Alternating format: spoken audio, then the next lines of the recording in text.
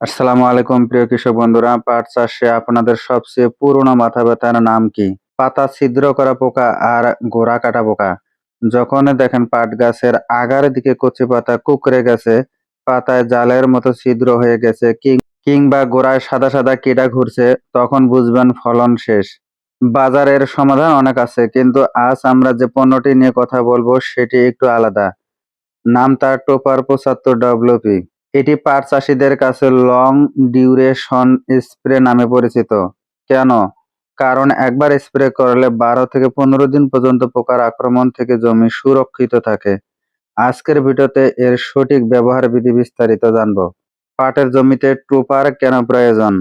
Topper ব্যবহারের আগে জেনে নিন এটি কোন কোন পোকার বিরুদ্ধে অত্যন্ত কার্যকর। পাটে লেদা পোকা, এরা পাতা খেয়ে জালের মতো করে ফেলে। শুঁয়োপোকা, এরা গাছের গোড়া আক্রমণ করে গিঁট তৈরি করে। সবুজ শুঁয়োপোকা ও লোফার, এরা কচি পাতা মুড়িয়ে ভিতরে রস খায়। বিছা পোকা ও পাতা কাটা বিটল, বর্ষার আগে এদের উৎপাত বেশি হয়। সুপার ৭৫ WP প্রযুক্তিগত তথ্য। এখন আসি পণ্যটির মূল বৈশিষ্ট্য। কার্যকরী উপাদান: সাইপারমেথ্রিন ৭৫ WP। এটি পাইরেথয়েড গ্রুপের সবচেয়ে একটি কনসেন্ট্রেটেড ফর্মুলেশন। পাউডার জাতীয় কীটনাশক ৫ থেকে ৭ দিন কাজ করে, কিন্তু টোপার ৭৫ WP গাছের লেগে থাকার পর ১২ থেকে ১৫ দিন পর্যন্ত নতুন করে আসা পোকা মারতে সক্ষম। তাই এটি পাটের জন্য আদর্শ, কারণ পাটের ১৫ দিন পর পর স্প্রে করাই নিয়ম। সতর্কতা সংকেত: এটি লাল গ্রুপের বিষ। ব্যবহারের সময় অবশ্যই সাবধানতা অবলম্বন করতে হবে এবং মাছের খামার থেকে দূরে রাখতে হবে।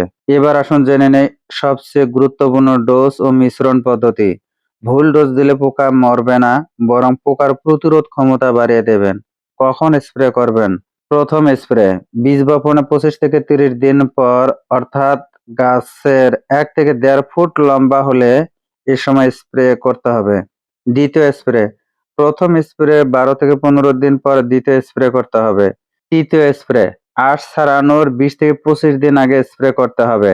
মাত্রা: প্রতি বিঘা ৩৩ শতকে মাত্র ১৫ থেকে ২০ গ্রাম টোপার ৭৫ WP ব্যবহার করতে হবে। পানির পরিমাণ: ৬০ থেকে ৭০ লিটার পরিষ্কার পানি নিতে হবে। অর্থাৎ টোপার ৭৫ WP ১৫ থেকে ২০ গ্রাম ৬০ থেকে ৭০ লিটার পানিতে মিশ্রণ করে স্প্রে করতে হবে।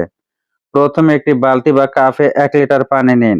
এতে ১৫ গ্রাম পাউডার ঢেলে ভালোভাবে গুলে পেস্ট তৈরি করুন। পেস্টটি স্প্রে ট্যাঙ্কের পানিতে ঢেলে ভালোভাবে নাড়ুন।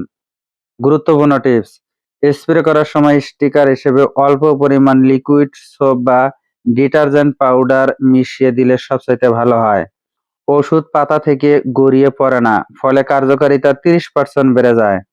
স্প্রে করার কৌশল: বিকাল ৪টার পরে স্প্রে করতে হবে। রোদের তীব্রতা বেশি থাকলে স্প্রে করবেন না।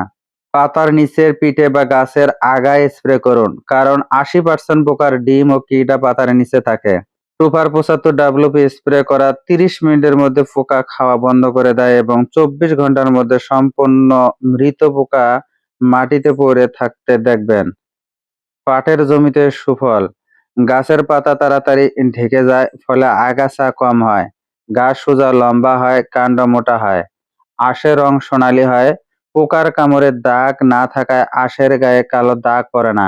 বাজারের দাম অন্য পাটের চেয়ে বেশি পাওয়া যায়। অনেকে মনে করেন দামি কীটনাশক কিনে লাভ নেই, কিন্তু একটু হিসাব করে দেখুন। প্রোপার একটি মাত্র পাইরেথয়েড গ্রুপের ওষুধ। পরপর ৩ বার একই গ্রুপের ওষুধ দিলে পোকার শরীরে রেজিস্ট্যান্স তৈরি হয়। তাই প্রথমবার টোপারে দিলে দ্বিতীয়বার কার্টাপ, যেমন ছানটাপ অথবা ইমামেকটিন বেনজয়েন্ট গ্রুপের ওষুধ পর্যায়ক্রমে ব্যবহার করুন। এতে খরচ কমবে এবং ফলন টেকসই হবে। আজ তাহলে এখানেই শেষ করছি। ভিডিওটি কেমন লাগলো কমেন্ট করে জানাবেন। ভিডিওটি দেখে যদি বিন্দু পরিমাণ উপকারে আসে, ভিডিওটি অন্যদের মাঝে শেয়ার করে দিবেন। ধন্যবাদ।